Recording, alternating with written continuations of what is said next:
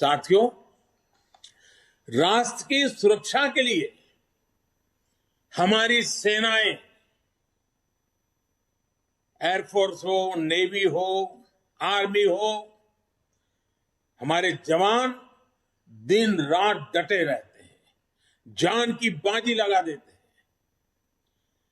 लेकिन यह भी सच्चाई है कि हमारे सेना के जवान जो सीमा पर तैनात है, हमारे सुरक्षा बल के जवान जो सीमा पर तैनात है, उनको वो सीमावर्ती जो गांव है ना, वो भी एक प्रकार से किले का काम करते हैं।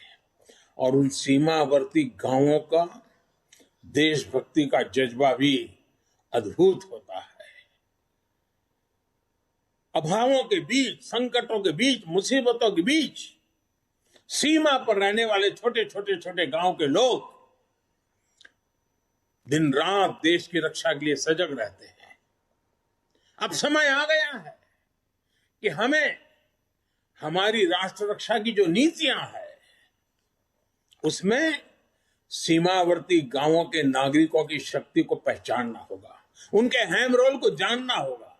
और इसलिए हमने ध्यान आकर्षित किया है कि सीमावर्ती जो हमारे आखिरी गांव है हिंदुस्तान के कोने कोने में,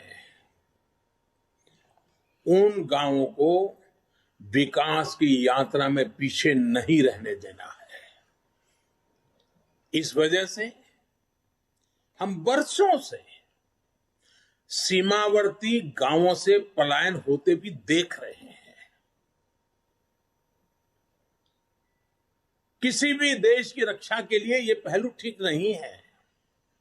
इस बात को समझते हुए सीमा पर मौजूद गांवों के विकास के बारे में नए सिरे से सोचा गया है। एक होलिस्टिक अप्रोच के साथ हम आगे बढ़ना चाहते हैं। ऐसे गांवों में हर प्रकार की सुविधा हो, बिजली हो, पानी हो, सड़क का इंतजाम हो।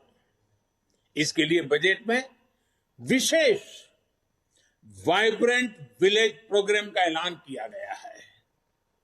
हमारे अनेकों सीमावर्ती गांव टूरिस्ट स्पॉट बन सकते हैं। वहां हम अच्छे प्रकार से होम स्टे का एक पूरा नेटवर्क खड़ा कर सकते हैं, जो हमारे लोगों को रोजी रोटी मिले। प्रकृति प्रेमियों के लिए भी ये हमारे सीमावर्ती क्षेत्र हैं, वो आकर्षण का केंद्र बन सकते हैं।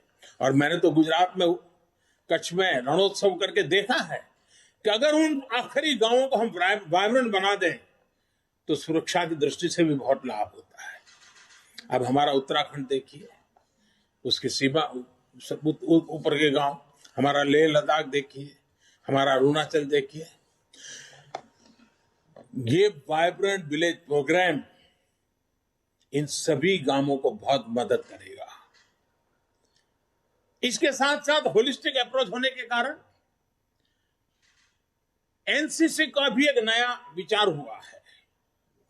एनसीसी के लिए खर्च होता है, बड़े शहरों में एनसीसी होती भी है। अब हमने तय किया है कि सीमावर्ती गांव, वो जो ब्लॉक होगा और वहां जो स्कूल होगी नजदीक में, हम एनसीसी का वहां केंद्र शुरू करेंगे, एनसीसी की गतिविधि चलाएंगे, ताकि ये सीमा पर रहने वाले बच्चे एनसीसी से ट्रेन होकर के भविष्य में आसानी से सुरक्षा बलों में जाकर के राष्ट्र रक्षा का नेतृत्व कर सकते हैं। इन पहाड़ी क्षेत्रों के हमारे बच्चों की ताकत बहुत बड़ी होती है। साथियों, राष्ट्र रक्षा से जुड़े एक और बड़े अभियान की बजट में घोषणा की गई है। ये है पर्वतमाला परियोजना। ये हिमालय के क्षेत्रों में आधुनिक कनेक्टिविटी और आधुनिक इंफ्रास्ट्रक्चर को विस्तार देने वाली है। इससे पहाड़ों में आवाजाही भी आसान होगी, टूरिस्टों के लिए जाने की सुविधा तो होगी। वहां अगर तीर्थ क्षेत्र है तो वहां जाने वाले तीर्थ यात्रियों को सुविधा होगी, लेकिन साथ साथ हमारी सेना को तो लगातार उन क्षेत्रों में जाना होता है, उनके लिए भी ये बहुत सुविधाजनक होगा। इसका बड़ा लाभ हमारे हिमाचल, उत्तराखंड, जम्मू कश्मीर, लेह लद्दाख, नॉर्थ ईस्ट के हमारे कुछ क्षेत्र, वहां के भाइयों बहनों को मिलेगा। हमारे पहाड़ों के लोग बहुत प्रतिभावान होते हैं, बहुत परिश्रमी होते हैं। सेना से लेकर खेलों तक, व्यापार से लेकर कृषि तक, कितने ही क्षेत्रों में देश को उनकी क्षमता और प्रतिभा का लाभ मिलता है। ये हमारा सौभाग्य है कि हमें उनके लिए काम करने का मौका मिल रहा है। वर्तमान से हम जब पर्वतमाला से पहाड़ी क्षेत्रों में पर्यटन को बढ़ावा मिलेगा और साथ ही पर्यावरण की भी सुरक्षा बढ़ेगी। नॉर्थ ईस्ट को लेकर भी पीएम डिवाइन नाम से एक बड़ी योजना की घोषणा बजट में की गई है।